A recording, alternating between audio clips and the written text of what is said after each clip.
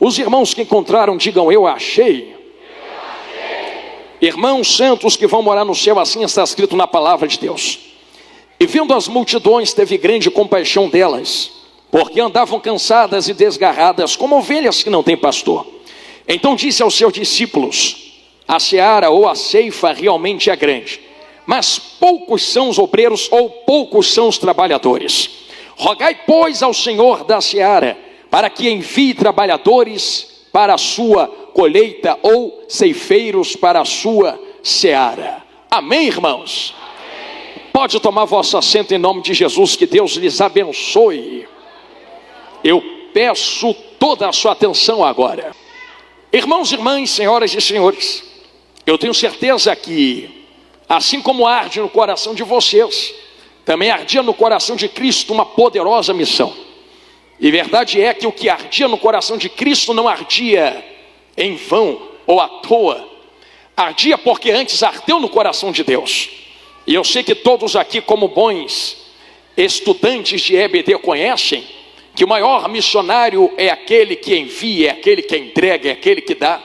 E Cristo, como bom missionário que vem à terra para salvar a humanidade, Deus aquele que envia, e o Espírito Santo aquele que impulsiona Cristo. Haja vista que nem o próprio leão de Judá, raiz de Davi, o cordeiro vivo, ousou fazer o que fez sem a presença do Espírito Santo. Você lembra muito bem que no Evangelho de Mateus, capítulo 13, capítulo 4, Jesus desce ao rio Jordão, o céu se abre, o Espírito desce, e é o próprio Espírito que, após Deus confirmar que esse é o Filho amado em quem ele se comprazia, é o próprio Espírito que conduz Jesus para dentro do deserto. Tudo que Jesus fez através do impulsionamento do poder do Espírito Santo de Deus.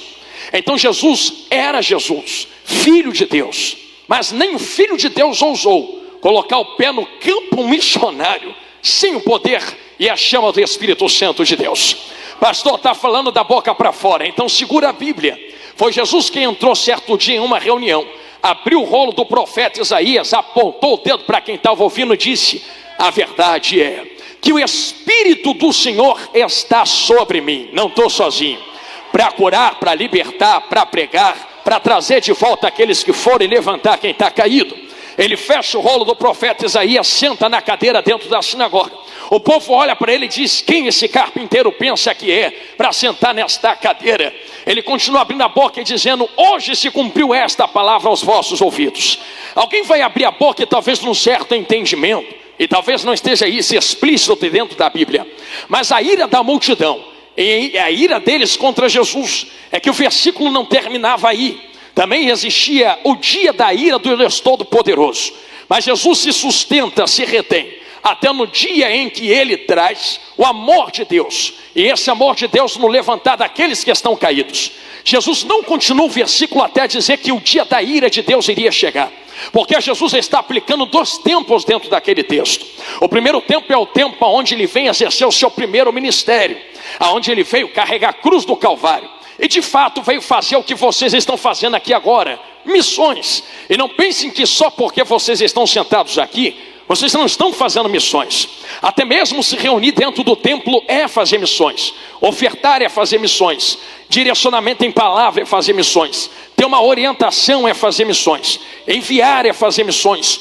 Tudo que envolve a obra do Senhor de fato é missões. Quer ver só como é importante nós estarmos aqui? Talvez alguém até despreze as irmãzinhas que vêm com todo carinho, passa pano no banco para você sentar. Mas se elas não limpassem, vocês iriam sentar aonde para poder ofertar em missões? Talvez alguém despreze as irmãs que estão na cantina agora fazendo coxinha para tu comer depois do culto. Mas se essas irmãs não fritassem a coxinha, como é que você iria encher sua barriga e sair satisfeito para vir tranquilo ao culto, poder ofertar em missões? Talvez você despreze aqueles que ofertam para poder manter a luz da igreja ligada. Mas se eles não ofertassem antes de você sentar aqui, como é que iríamos fazer congresso de missões para sustentar os missionários com ofertas? Então tudo que fazemos, cantamos, pregamos, tem envolvimento de missões. E sabendo que tudo que fazemos tem envolvimento de missões, quando Jesus pisou na terra e veio exercer o seu primeiro ministério, eu falo isso aqui com muita calma, ele não veio como leão da tribo de Judá. Ele veio como cordeiro vivo que iria ser morto e ressuscitar. Ele veio como cordeiro que vai se entregar. E eu sempre ministrei isto, que quando nós entramos em Apocalipse, nós encontramos Jesus dizendo que no dia, através da visão de João, dizendo que no dia que ele se apresentar na sua segunda vinda, ele vem pisando o lagar do furor da ira do Deus Todo-Poderoso.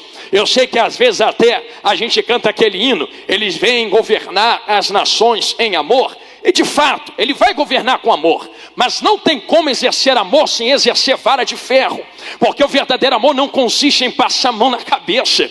O verdadeiro amor, como está na Bíblia, é vara nas pernas para não deixar você morrer. Se eu te amo, como passa a mão na sua cabeça? É por isso que muitos rejeitam a mensagem que nós pregamos aí fora hoje em dia, porque o mundo desvirtuou o que é verdadeiro amor. Para o mundo, amor é um arrepio, é um sentimento, é uma borboleta na barriga, mas na Bíblia, amor é chicote nas costas, vara na perna para não deixar morrer. Isso é amor dentro da Bíblia, e é por isso que Jesus vem falando: eu vou vir governar mesmo, mas não vou vir governar passando mão na cabeça. Eu vou vir governar com vara de ferro, pisando o lagar do furor da ira do Deus Todo-Poderoso. Aqui está o dia da ira que ele se reteve em falar e proclamar dentro da sinagoga. Sabe como ele vem no dia da ira, Igreja Santa que vai morar nos céus? Ele vem como leão da tribo de Judá, raiz de Davi, general de guerra, montado no cavalo branco, com uma espada de 2 gumes saindo da boca, com olhos como chama de fogo, e na sua coxa está escrito: Rei dos Reis, Senhor dos Senhores. Ele vem. Ele vem. Mas antes dele fazer isto na segunda vinda, é necessário que aconteça outro algo. E nós que somos assembleanos, sei da condução teológica que vocês possuem através dos vossos pastores. Sabemos que existe, eu estou em Mateus 9 ainda, fique tranquilo. Existem 2 aplicações acerca da vinda de Cristo. Eu estou dizendo a vocês que na sinagoga Cristo abre a boca para dizer que existem 2 tempos ministeriais da sua vida. O primeiro, ele se apresenta como cordeiro, e só a nível de curiosidade, que se como cordeiro, ele já fez tudo o que ele fez e virou o mundo de cabeça para baixo, e mesmo 2.000 anos depois dele já ter ido, a gente ainda está pregando ele. E só tenta imaginar quando ele vir como leão da tribo de Judá. Só tenta. Que se como cordeirinho ele já fez o que fez, eu não quero estar aqui na terra quando ele chegar como leão. Eu quero estar vindo, sendo conduzido por ele nos exércitos celestiais. Tem gente comigo dentro desta palavra. Eu falei desse jeito porque tem 2 apresentações de Cristo na terra. Permita-me falar do arrebatamento, quero começar a pregar agora, porque há uma urgência dentro desta última trombeta chamada arrebatamento.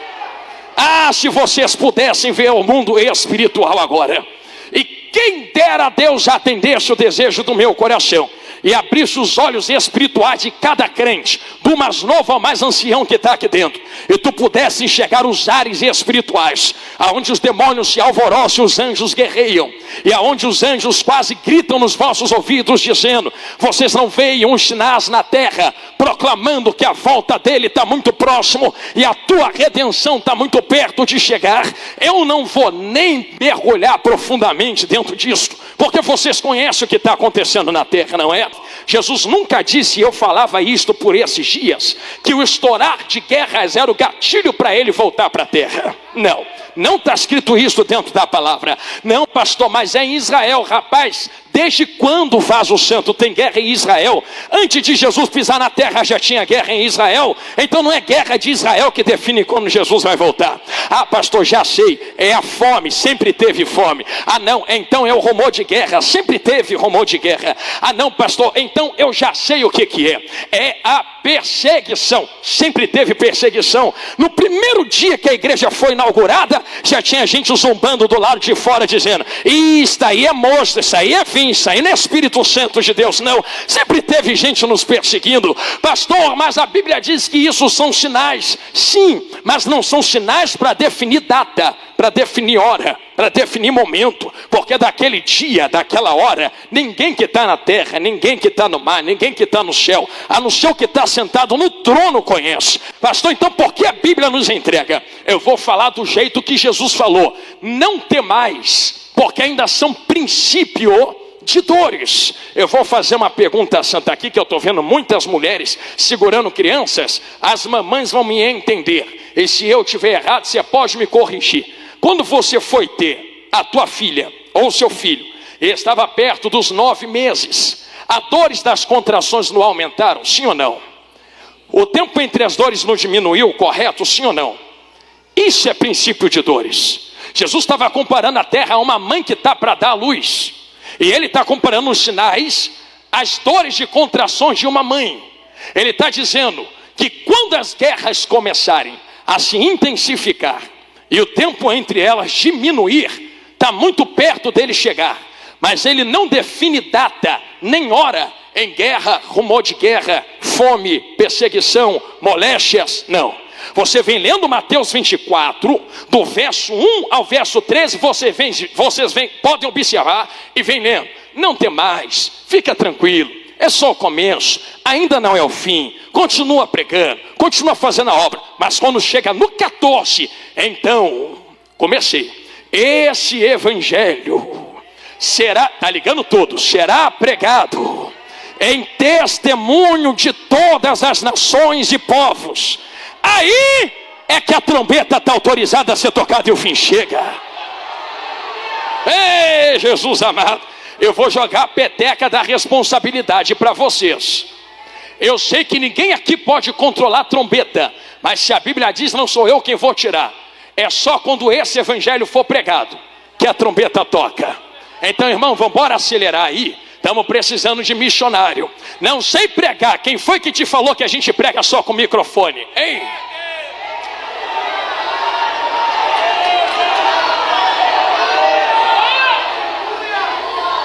Não sei evangelizar. Quem foi que te disse que precisa estar de frente de alguma coisa para fazer?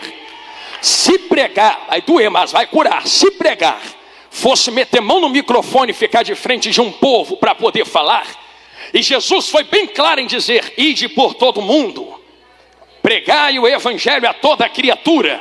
Se pregar fosse fazer isso aqui, os irmãos que não têm corda vocal e são mudos, como é que iriam cumprir esse princípio? Ia para o inferno então? Pregar não é meter mão no microfone. Pregar é fazer o que muitos fazem, às vezes nem abre a boca, mas alguém olha como alguém olhou para Eliseu e diz assim, é uma carta que pode ser lida. Lá vai um santo homem de Deus, lá vai uma santa mulher de Deus, lá vai um santo varão de Deus. Nem precisa abrir a boca, é só transbordar o que está na sua vida, é só transbordar o Espírito de Deus. Eu vou me arriscar a dizer que vai ter crente aqui chegando lá no dia do trono de Jesus grandão da Galileia, que trono de Deus é juízo, mas trono de Cristo é distribuição de galardão. Vai ter gente que vai chegar naquele dia e Jesus vai começar a dizer assim, ó, esse aqui se converteu por causa de ti, aquela ali entrou por causa de você, aquela multidão ali entrou porque você também ficou de pé. Tu vai dizer, quando foi que eu preguei para eles? Se eu nunca abri a boca para pregar, nunca entreguei um folheto, sabe o que Jesus vai falar? Não precisou abrir a boca, tu só passou. Tive fome, me deu de comer. Tive sede, me deu de beber. Tive nu, você me vestiu. Tu fez a minha obra, pensou que era só abrir a boca para gritar? Eu vou usar as palavras da minha amiga Ana Clara. Avivamento não é subir tocando tambores e barulhos, é descer com lágrimas nos olhos, carregando a cruz, dizendo, me ajuda a cumprir o seu id, Jesus. É que eu estou sentindo ele aqui. Isto é fazer a obra de Deus. Quem ainda me ouve, diga glória a Deus. Lembre que estamos num filme e ainda estamos no começo. Daqui a pouco a ação começa, mas eu preciso colocar isto diante de vós. Existe uma urgência. O arrebatamento pode acontecer a qualquer momento. Eu digo que pode acontecer a qualquer momento, porque embora não saibamos se o verdadeiro evangelho foi ou não pregado em toda a terra, hoje temos o advento da tecnologia.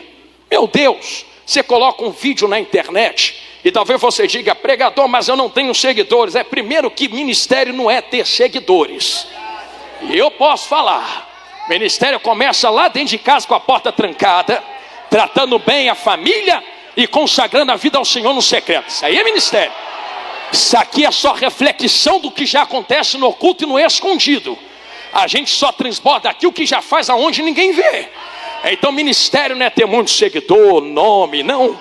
E eu posso falar, a minha rede social não é ministério. É uma ferramenta que faz uma extensão daquilo que já existe. Pregador, mas quando eu boto um vídeo só alcança 10 pessoas. É 10 que alcança mais 10, que vai para mais 10, que espalha para mais 10. E vai multiplicando, quando tu vê, tu já falou para a África, para a Ásia. Mesmo só tendo 10 amigos lá na tua rede social.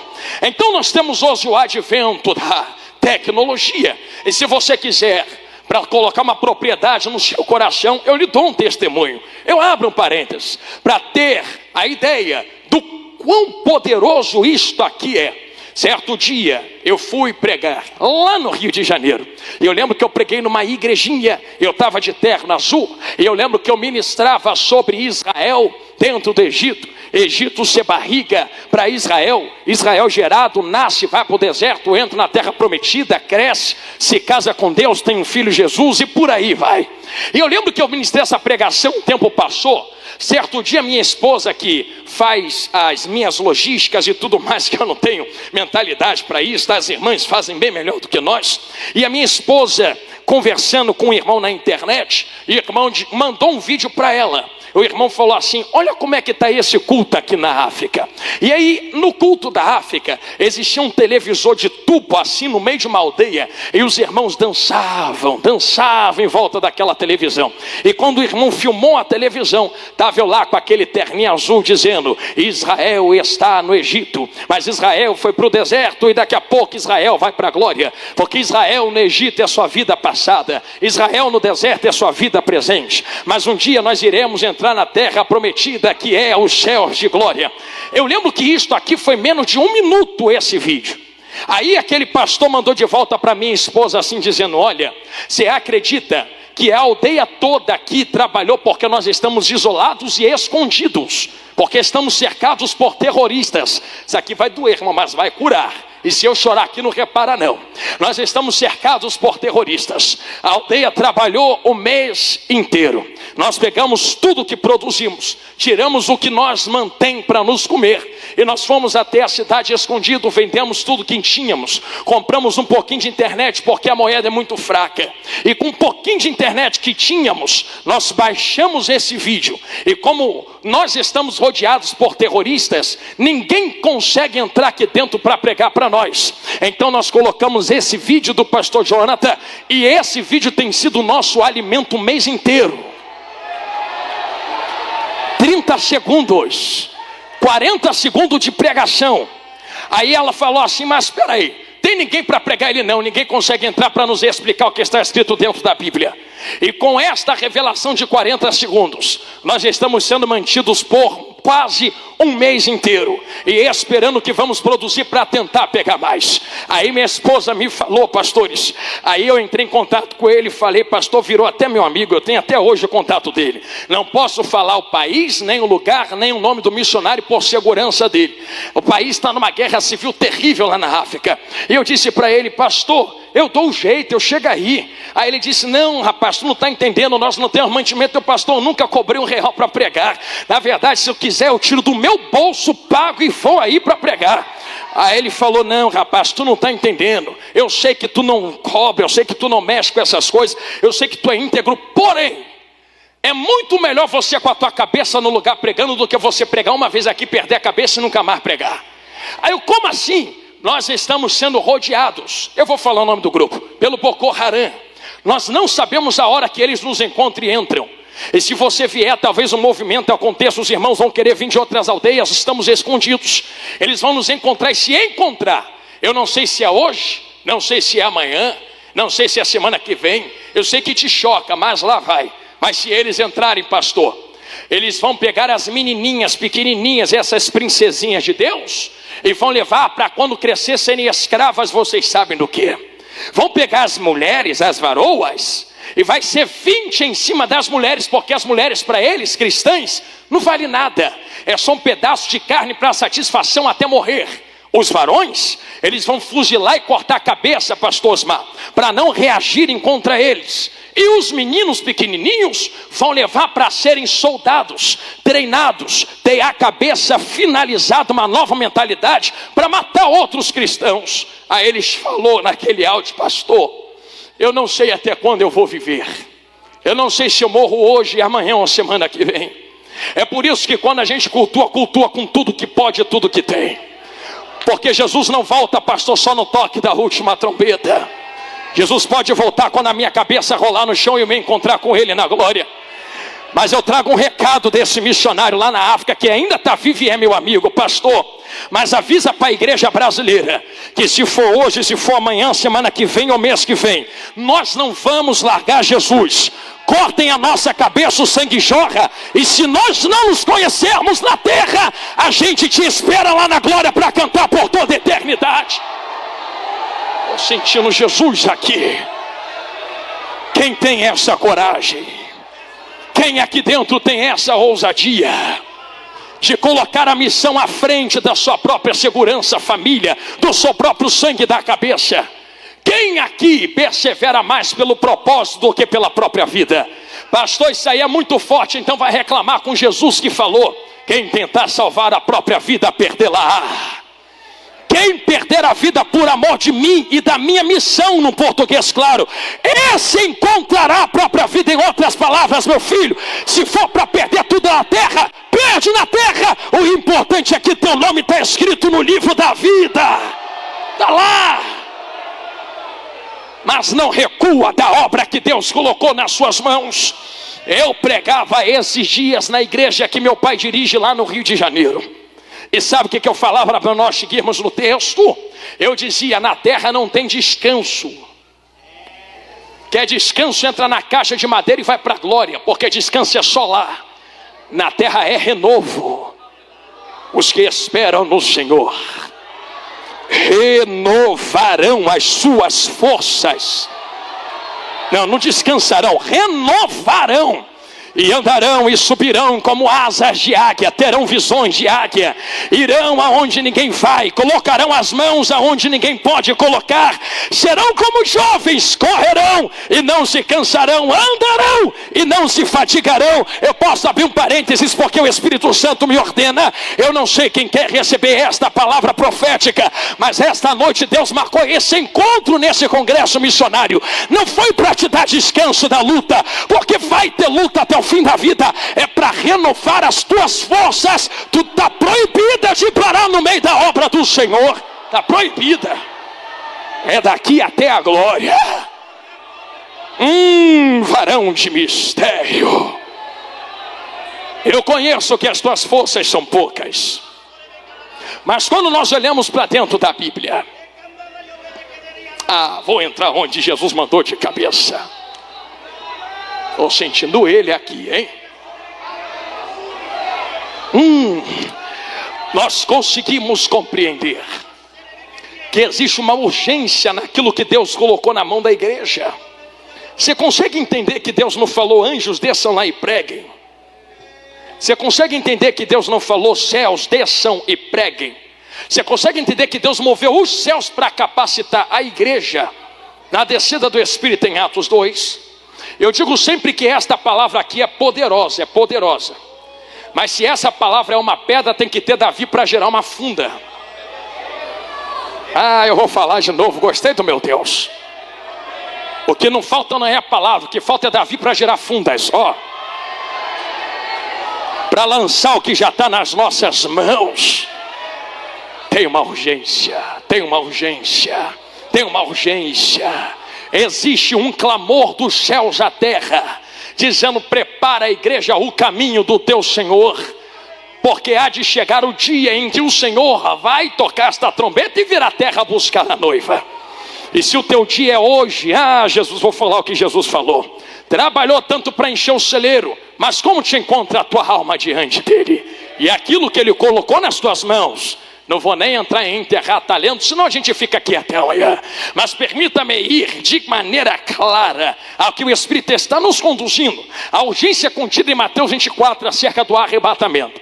Existe também e eu posso dizer isso aqui com muita segurança, existe uma preocupação de Jesus em Mateus 24. Porque quando ele diz pregarão o evangelho será pregado em testemunho de todas as nações.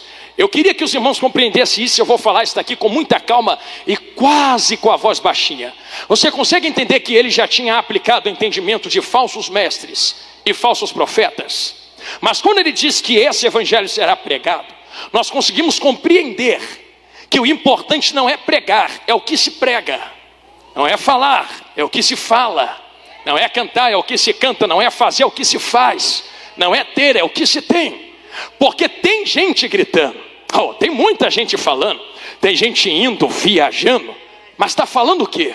Porque a Bíblia não diz que Jesus volta e a trombeta toca quando missionários forem enviados. A Bíblia diz quando o evangelho for pregado, em detrimento de quem é enviado. Então existem muitos que pregam, mas se encaixam na alegoria de falsos profetas e na colocação de falsos mestres. Quem são esses, pastor? Precisa abrir um parênteses para entrar de cabeça em Mateus 9. Todos aqueles que usam a santa palavra e desvirtuam o seu entendimento, princípios e propósito para obter benefício próprio, são falsos profetas e são falsos mestres. Pastor, me explica melhor isto.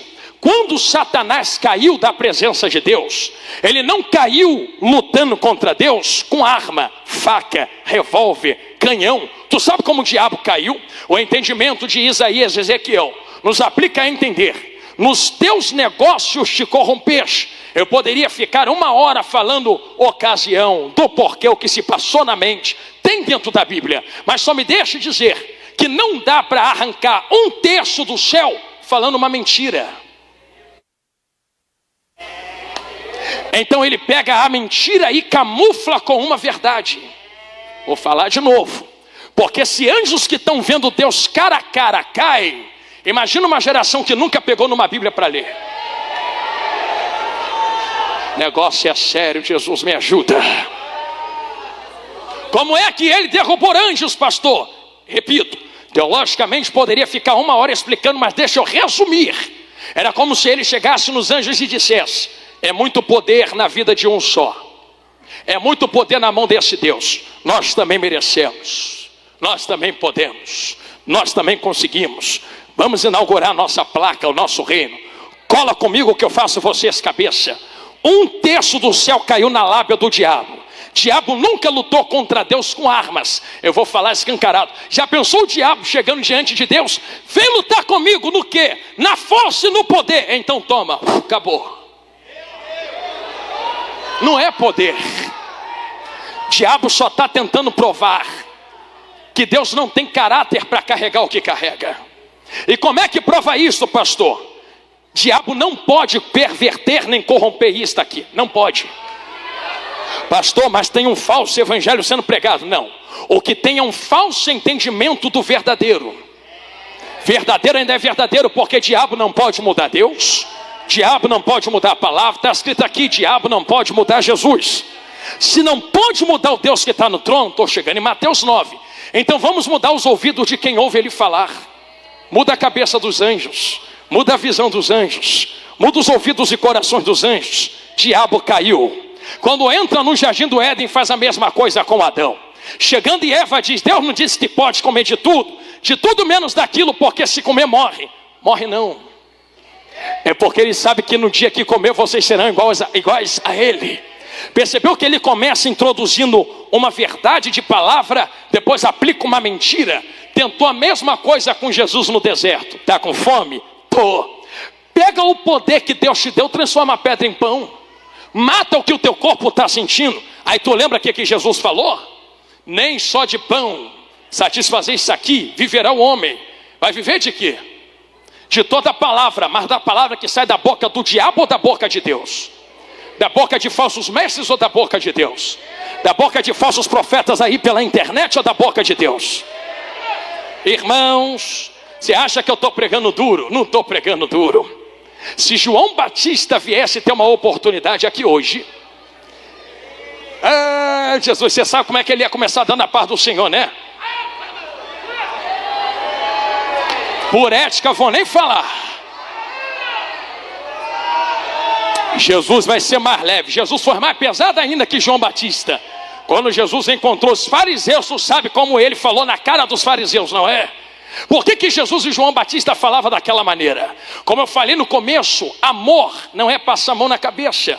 Amor é chicotada. Nem vou dizer de Jesus entrando dentro do templo com azorrague, senão a gente fica até amanhã. Mas pensa que o diabo não está fazendo a mesma coisa nos dias atuais? Ele chega para a geração atual e diz: você merece, você pode, você faz, você consegue. Mas como é que eu consigo? Não, eu vou pregar para você. Abre aí que tu vai comer o melhor da terra. Abre aí que a porta vai abrir. Abre aí no texto que vai dizer que tu vai ser levantado. Deixa eu começar botando uma chupeta na sua boca, te carregando no colo e dizendo que tu é muito especial para Deus. Bilu, bilu, naninha de Deus, naninha de Jesus. Aí quando você vê o centro da palavra, nunca foi vocês, nunca fui eu. Deus nunca veio passando mão na cabeça de ninguém. O que Jesus veio falando é: ou se converte ou vai para o inferno. A porta é estreita, santidade ainda é santidade, pecado ainda é pecado. Quem quiser vir, vem. Quem não quiser ficar, fica. Vou fazer com quem quer. É assim que Jesus fala. Ainda vira para Pedro, para os 12 e fala: se vocês não quiserem, fica aí que eu vou fazer sozinho. Comecei sozinho, posso continuar sozinho. Aí vem Pedro olhando para Jesus e diz: Senhor, eu sei que tu não pega leve igual falsos profetas, mas para quem iremos nós? Se tu pegando pesado, é só tu quem tem a palavra de vida eterna. É Ele.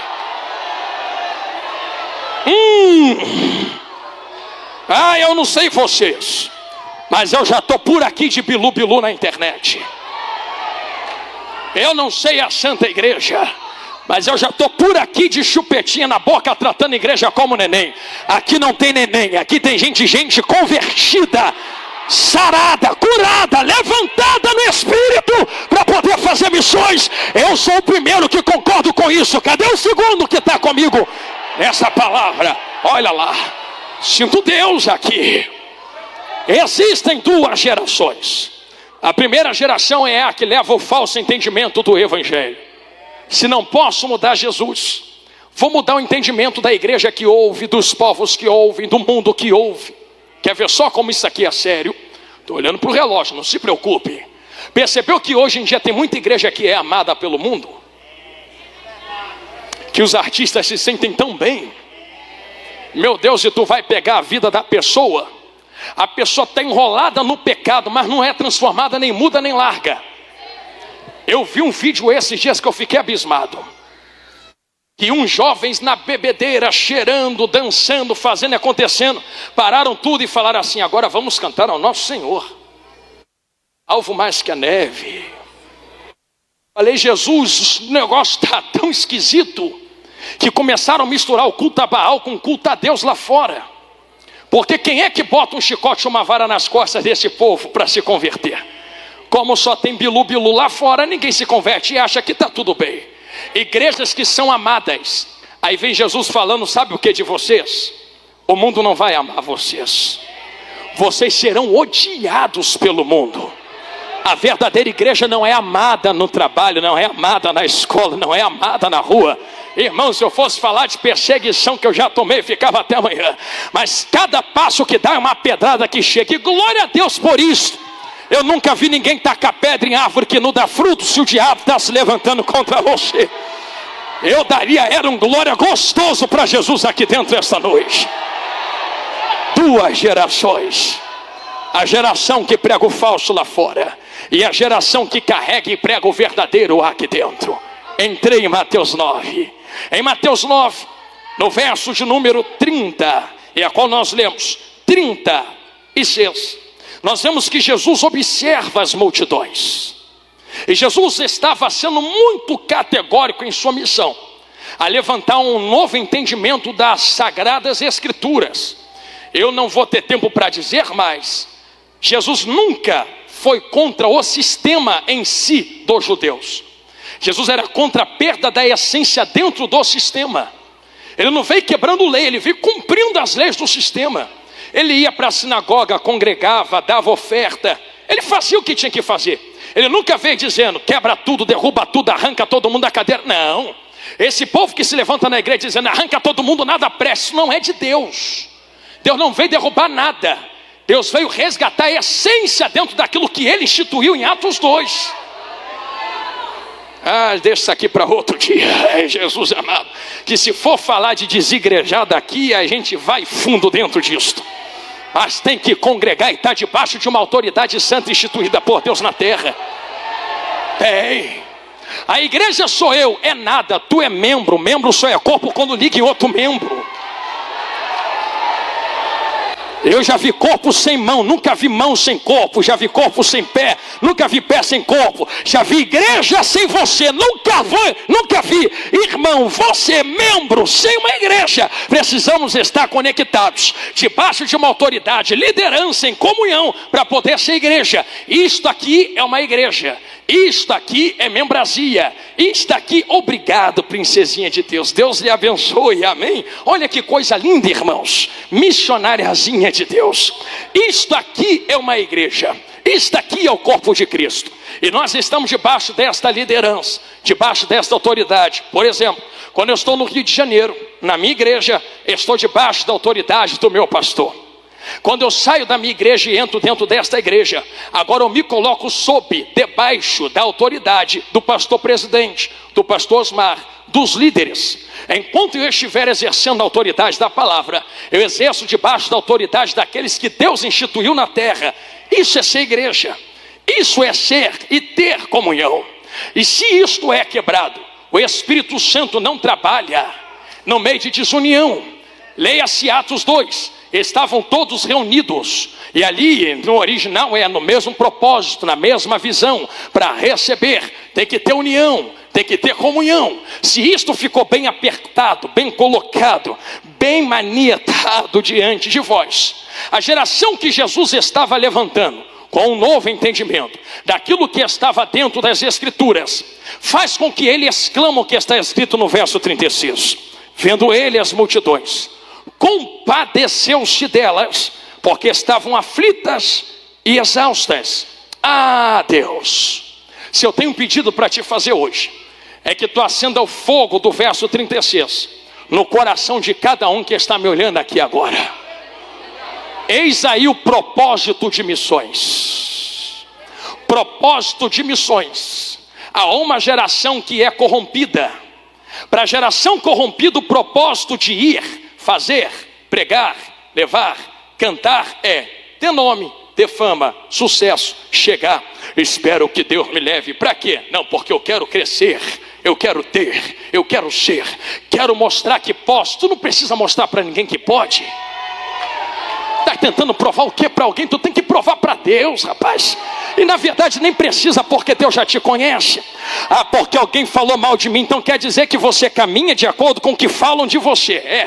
Você não caminha de acordo com o que Cristo fez na cruz. Você caminha de acordo com o que falam contra você. É mesmo isso? Jesus amado. Então vou te ensinar a visão de muitos tem por aí. Eu quero crescer. Para quê? Para esfregar na cara de quem não acreditou.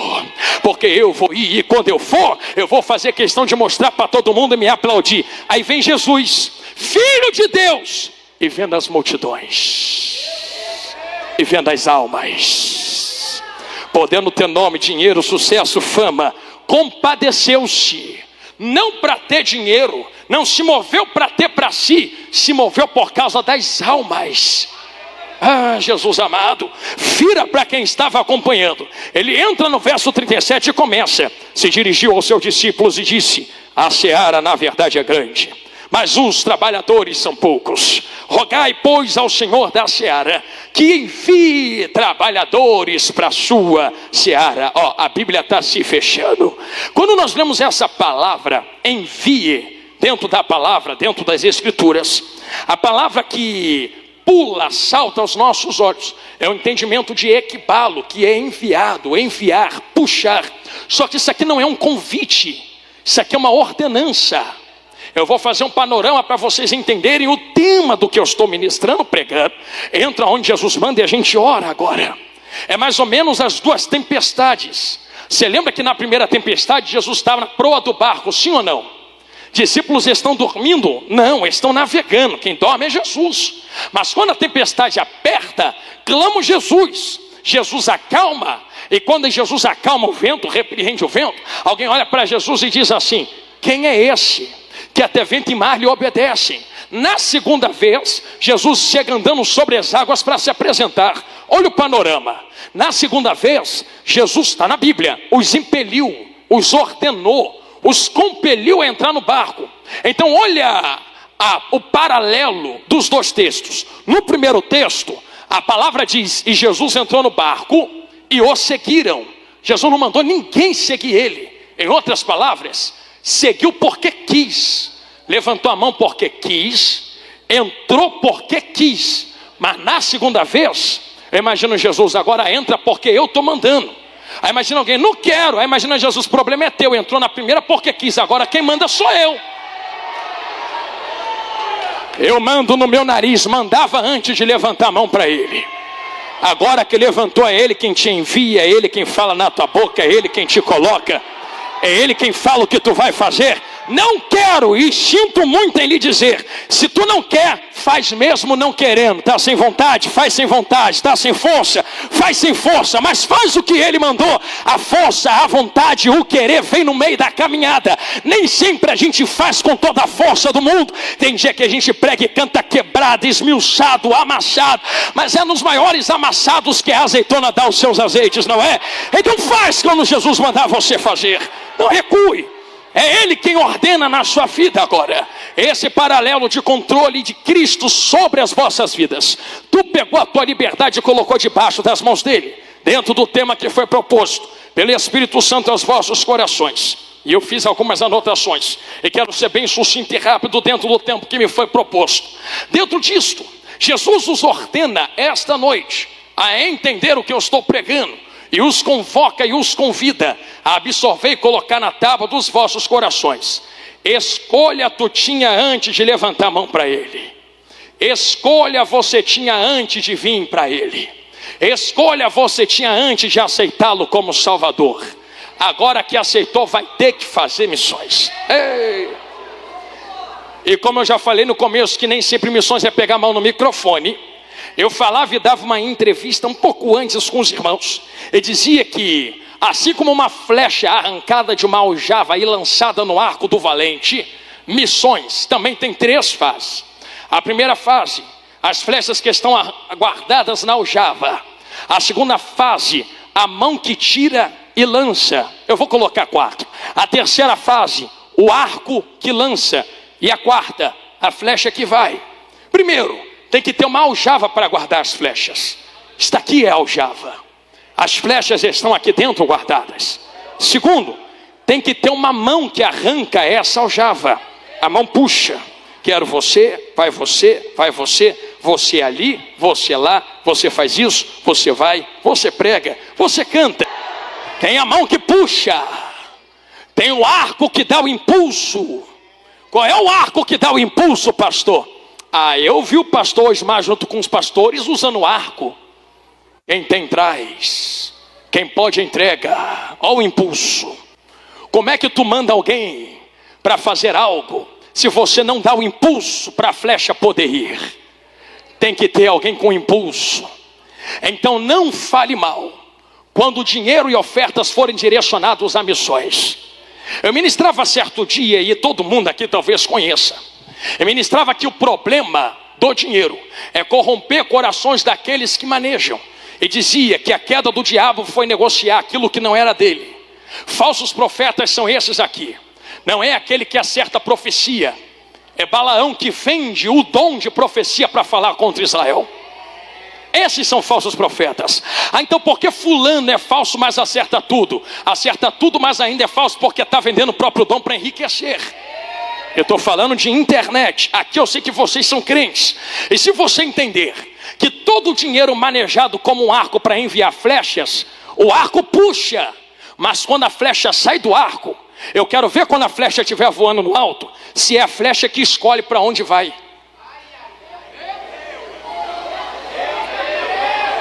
Quero ver se a flecha muda de direção. Estou indo para o norte e decidi ir para lá.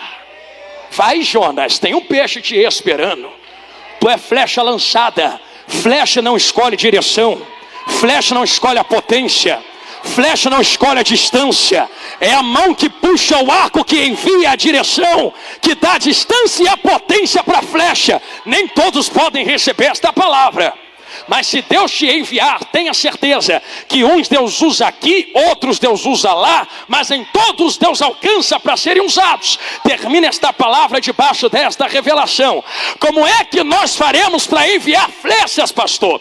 Existe um certo entendimento, eu estou fechando meu bloquinho, um certo entendimento de guerra. Eu sei que tu já viu isso em filmes, já deve ter visto de guerras, que todas as vezes, antes de um arqueiro lançar uma flecha, pastores, ele coloca aquela flecha no fogo assim, ó, acende a flecha no fogo, aí ele estica bem e fala: não, flecha apagada é muito pouco, vamos incendiar essas flechas para eles irem e solta.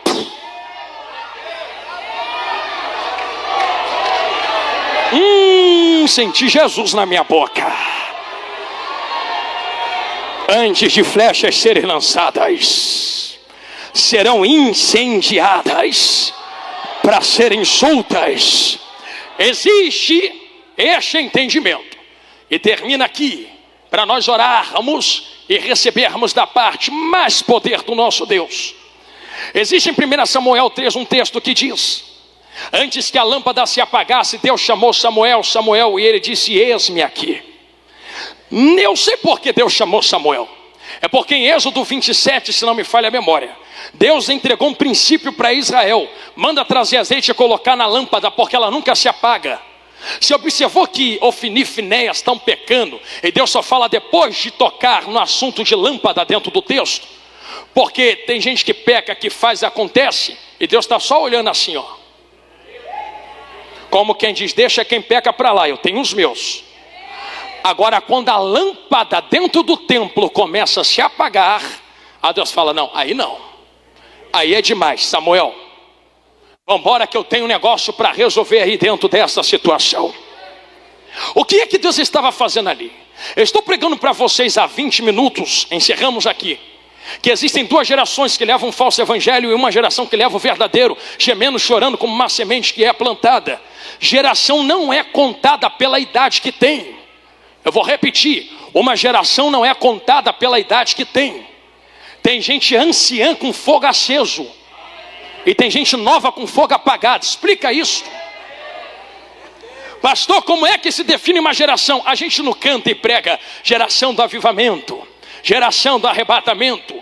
É por princípios e cumprimentos bíblicos. Creio eu, pela inspiração da palavra, que talvez estejamos vivendo na geração do avivamento, do último avivamento, para um arrebatamento.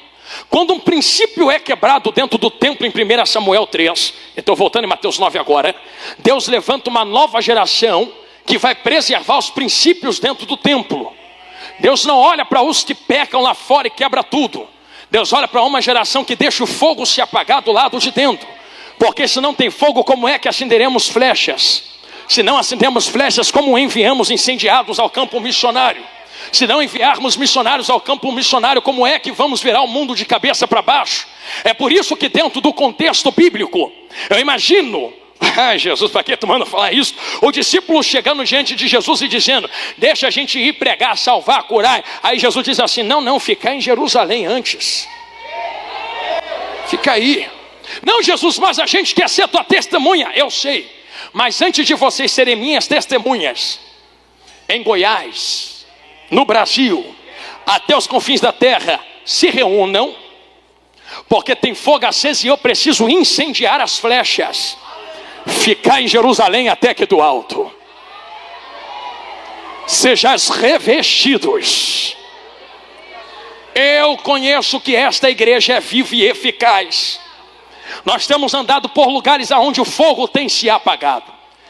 E quando eu falo de fogo, não estou falando apenas de um arrepio que você sente no seu corpo. Eu estou falando do peso na chamada, no coração.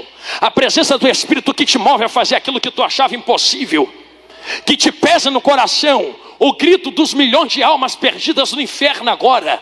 Que se pudesse estariam aqui dentro, sentada no teu lugar, dizendo: Deus, me dá uma segunda chance para fazer o que eu não quis fazer quando estava em vida.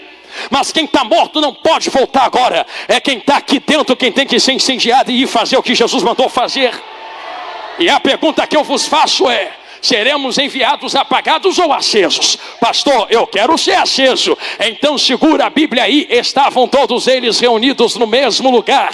De repente veio do céu um som, como de um vento impetuoso, e invadiu a casa em que estavam sentados. E foram vistas por eles línguas repartidas como de fogo, que pousou sobre cada um deles. E todas as flechas, sem exceção, foram cheias, incendiadas do poder de Deus, e falavam em outras línguas conforme o Espírito lhes concedia que falassem. Eu não te pedi isto até agora, mas eu vou te pedir a primeira vez nesse final de pregação. Se estamos vivendo o último tempo na face da terra, Satanás se levantou a semana toda, eu sei, contra você, contra a igreja. Mas nós não vamos deixar isso barato, não. É a primeira vez que eu estou te pedindo isso aqui dentro desta nave. Posso pedir? Segure a mão do crente que está do seu lado, me suporte só esta vez. E tem um propósito para eu te pedir para segurar a mão do crente que está do seu lado. Não é jargão de pregador comum quem diz: segure e balança que vai pegar. Não é isto, não. Eu cito Paulo falando a Timóteo: desperta o dom que está em ti, rapaz, que tu recebeu depois que eu impus as minhas mãos sobre ti. Eu te toquei, tu recebeu. É por isso que eu pedi para tu pegar na mão. Que quando tu toca, alguém recebe. Por que recebe? Recebe porque o Espírito Santo não vai descer aqui dentro. Ele já desceu em Atos 2, já está entre nós, incendiando flechas para serem enviadas. Eu não sei se tu é o arco, não sei se tu é o Java, eu não sei se tu é a flecha, mas eu sei que só sai vazio daqui hoje quem quiser sair vazio. Aí eu vou dar lugar, Arão. Quem quiser vir, vem comigo dentro desse fogo para ser incendiado. Se é para ser incendiado, então deixa o fogo pegar. Vou falar igual minha amiga Ana: já que fogo não queima fogo, então deixa o fogo incendiar essa igreja esta noite. Eu lhe dou 30 segundos para tu abrir a tua boca e incendiar esta casa. Depois eu oro. Olha lá. Olha Jesus acendendo flechas ali, olha Jesus acendendo flecha lá na nave. Olha a galeria, já vejo flechas acesas. 20 segundos. 19, 18. Quem não falava em línguas há muito tempo, comece a falar agora.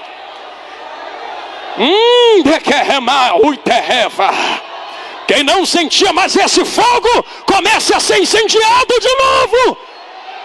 É fogo da palavra. É fogo da palavra. Não, Jesus não vai lançar quem está apagado, não. Deixa o Espírito Santo te possuir aqui dentro agora. Se entrou cansada, seja renovada. Se entrou fraco, seja renovado. Vai sair valentes daqui hoje. Se levantem leões em nome de Jesus. Deixa Jesus te renovar aqui dentro agora. Agora. Que presença gostosa tomou a casa. Tem um terremoto de glória acontecendo nesse momento no mundo espiritual.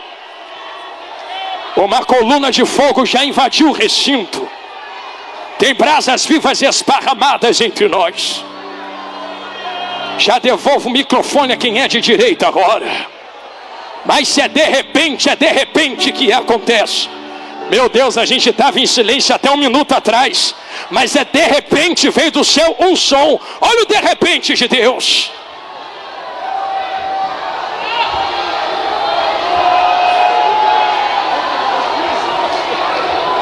Aleluia. Eu sinto o Espírito Santo entre nós. Tu não vai sair do mesmo jeito. Ele transborda de um para o outro agora. Eu não sei qual foi a tua perseguição, a tua dor, a tua mazela, mas em nome de Jesus, hoje a ferida será curada. Hoje o Senhor lhe chama para ser renovado, missionária. Mas pastor, nunca fui para o campo, mas tu está fazendo missões aqui dentro da Ujala. Sede renovados, missionários de Jesus grandão da Galileia, soldados do Cordeiro vivo, exércitos dos céus. Eu lhes convido a falar as línguas estranhas agora. Quem tem línguas do alto, cancela o português por um momento. Tem gente que não acredita mais não, pastores. Esses dias alguém falou na internet, isso aí é emocionalismo. Então deixa a gente com a nossa emoção e fica apagado cru do lado de fora. Tem que ter emoção para o culto ser racional. Olha a alegria de ser tomado pelo Espírito Santo. É emoção sim, é emoção da salvação, da presença, do poder, da glória. Deixa Ele te renovar agora. Deixa Ele lhe renovar agora. Deixa Ele lhe renovar agora. Deixa Ele lhe renovar agora. Eu vou cantar em línguas. Quem quiser cantar em línguas comigo, canta. Mistério renentre que terra baia.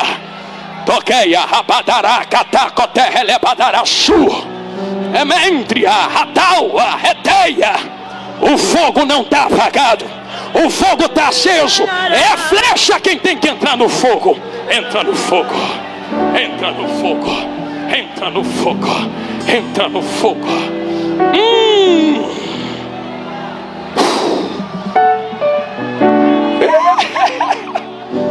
Eu ainda tenho fome, eu ainda tenho lenha. Pode queimar, pode queimar. Eu ainda tenho fome, e eu, minha amiga Ana, eu ainda tenho lenha. Então pode incendeie as flechas. Oh igreja, o propósito está aqui, ó. E compadecendo-se, e compadecendo-se. Se isto aqui não nos moveu, o que é que nos move? É vidas, é almas, é salvação. Isso é missões. Esse é o propósito da igreja na terra. É para isso que Ele te enche de poder até o tutano. Se houver mais uma vida, vem agora, senão a gente ora. Tem vidas sendo renovadas aqui embaixo. E eu peço a quem ficou na galeria e na nave da igreja, ainda em tempo, estique as mãos aqui para frente agora. Isto, me ajudem. Vocês têm fogo na palma da mão de vocês. Vocês que estão aqui na frente, quem quiser ser renovado, é só começar a adorar e dar glória. E quem quiser ser batizado, a organização é: adora primeiro, recebe batismo depois. Meu vovô de 90 anos me ensinava antes de ir para o céu. Quer ser batizado, Jonathan? Eu quero, vovô. Então chega na igreja quando o pregador chamar para ser batizado e começa a dar glória, glória, glória, glória, glória, glória, glória, glória, glória, glória. Por que foi? Porque tu dá glória primeiro, Ele te entrega o presente do Espírito depois. Ele vai colocar as línguas estranhas na sua mente. Aí tu abre a boca e fala, porque já vai estar batizado. Nós vamos orar primeiro pelos irmãos que estão reatando a aliança e se reconciliando. E na mesma oração, eu vou começar a orar por todos vocês. Primeiro nós vamos orar por eles, e na mesma oração depois por eles e por vocês. E vocês vão perceber que no meio da oração eu vou começar a pedir para Deus incendiar esta casa como nunca antes. Irmão, eu já vi gente vomitar câncer no meio desses mistérios assim. Pastor, eu acredito. Então faça, porque a tua fé te salva, está na Bíblia. Se quiser ser cheio, a hora é agora. Eu estou vendo crianças recebendo aqui. Às vezes tem adulto que não faz nada, as criancinhas estão chorando aqui. E se o reino é delas, faz igual a elas agora. Chora também, se entrega também, abre o coração também, meu amigão, aleluia. Estende as mãos para cá, igreja, e vamos orar por eles. Pai eterno de bondade, só Tu conheces como cada coração entrou aqui. Vidas estão se rendendo no Seu altar. E é por isso que nós nos movemos aqui esta noite, Senhor. Tu sabe como eles chegaram, Jesus. Quem sabe hoje era o último culto, o último congresso. Quem sabe, Senhor, o fogo já estava apagado. Mas, Senhor, renova hoje a Tua chama neles. Reata a aliança com eles. Escreva o nome deles no livro da vida. E Senhor, se em alguma coisa eles te magoaram ou te decepcionaram, perdoa eles, joga no mar do esquecimento, não te lembras mais.